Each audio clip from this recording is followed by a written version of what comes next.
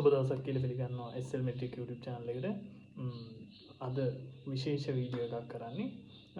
මේ වෙනකොට සෞඛ්‍ය අමාත්‍යාංශයෙන් සෞඛ්‍ය අංශ වලින් අලුත්ම වාර්තාවක් නිකුත් කරලා තියෙනවා. ලංකාව තුළ HIV ආසාදිතයන් අවුරුදු 15ත් 29ත් අතර පුද්ගලයන් අතර බහුල වෙලා තියෙනවා කියලා. ඉතින් මේ HIV කියන්නේ ලෝකෙ තුල බරපතල ව්‍යසනයක් ඇති කරන වෛරස් එකක්. මේක ප්‍රතිශක්තිකරණ පද්ධතියට තමයි හානි කරන්නේ. මේ විදිහට මේ වෛරස් එකෙන් සිදුවෙන ප්‍රතිශක්තිකරණ පද්ධතියට සිදුවෙන හානිය නිසා ගොඩක් වෙලාවට කැස්සක් හෙම්බිරිස්සාවක් උණකින් උනත් පුද්ගලයෙක් මිය යන්න පුළුවන්. ඉතින් මේක තමයි මේකේ තියෙන ධර්ම තත්ත්වය.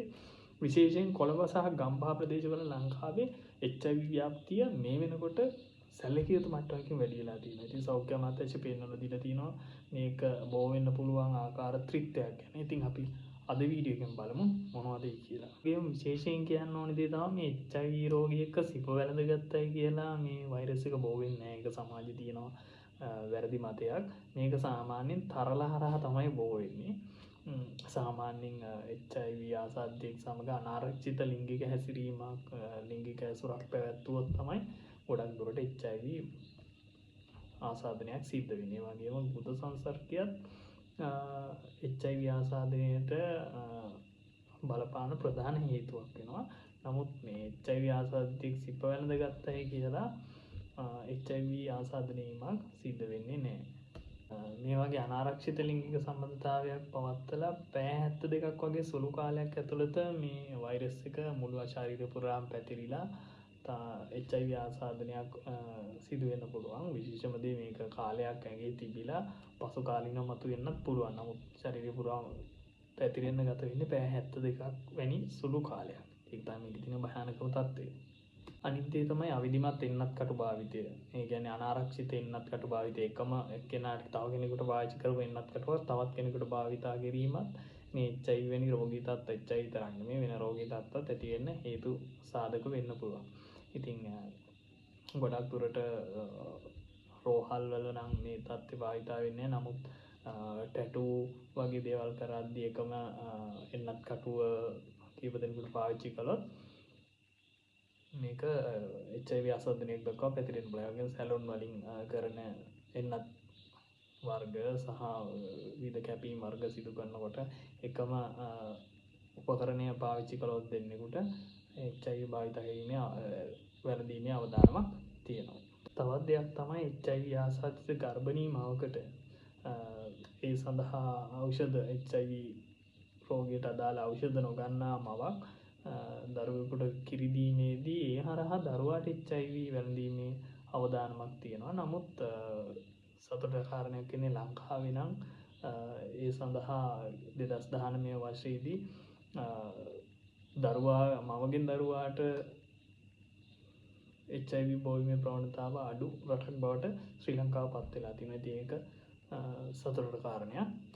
මේ දේවල් වලින් අවදානම් වෙන්නේ රුධිරය සහ ලිංගික තරල වලින් තමයි මේ HIV බෝ වෙන්නේ සහ වැළඳීමේ අවදානමක් පවතින්නේ කියන එක.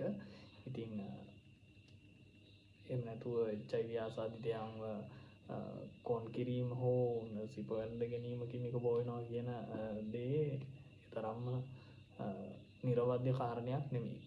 ආසාදිතයන් මතුවීමේදී සැලකිල්ලට ගත්තොත් අපි පහුගිය 2021 අවුරුද්දේ ඉඳන් ගත්තොත් 2021 අවුරුද්දේදී ආසාදිතයෝ 411ක්, 2022 දී 607ක්, 2024 දී 23 දී 697ක්, 24 දී 824ක් හොයාගෙන තියෙනවා. නමුත් මේ ජනවාරි ඉඳන් මාර්තු වෙනකන් කාලේ ගත්තහම මේ රටේ HIV ආසාදිතයන් 6740ක් වැනි අගයකට ඉහළ ගිහිල්ලා තියෙනවා. මේක කොළඹ සහ ගම්පහ ප්‍රදේශවල බහුල වෙලා තියෙනවා.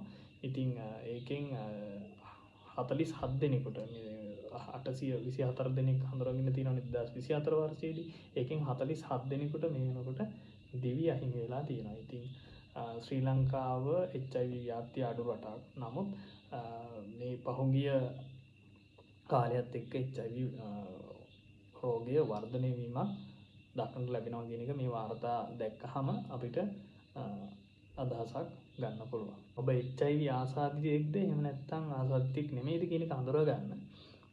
ඒ සඳහා අදාළ මධ්‍යස්ථාන තියෙනවා රෝහල් වල. ඒ වයින් අදාළ පරීක්ෂණ කරලා තමන් HIV ආසාදිතයෙක්ද නැද්ද කියන එක ඉතාම පහසුවෙන් හඳුනා ගැනීම හැකියාවක් තියෙනවා. නමුත් ශ්‍රී ලංකාවේ අවුරුදු 15 29ත් අතර මේක බහුල වෙලා තියෙන HIV ආසාදනයේ හේතුව අනාරක්ෂිත ලිංගික සබඳතා පවත්වීම. මේ සඳහා බොහෝ දුරට කොන්ඩම් එකක් පාවිච්චි කරොත් මේ අවදානම යම් තාක් දුරකට මග හැරෙන්න පුළුවන්.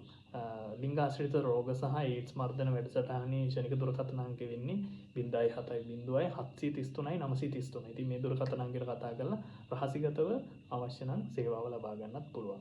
ඉතින් අද වීඩියෝ එක කරන්න හේතුවේ මේක ලංකාවේ මේ වෙනකොට මේ කාලය වෙනකොට බරපතල ගැටලුවක් බවට පත් වීගෙන යන නිසා. ඉතින් මේ ගැන මොනවා හරි දැනගන්න තව අවශ්‍ය නම් කමෙන්ට් එකක් දාන්න. වීඩියෝ හොඳයි නම් ලයික් කරන්න, හැමෝටම ෂෙයා කරන්න. සුබ දවසක්.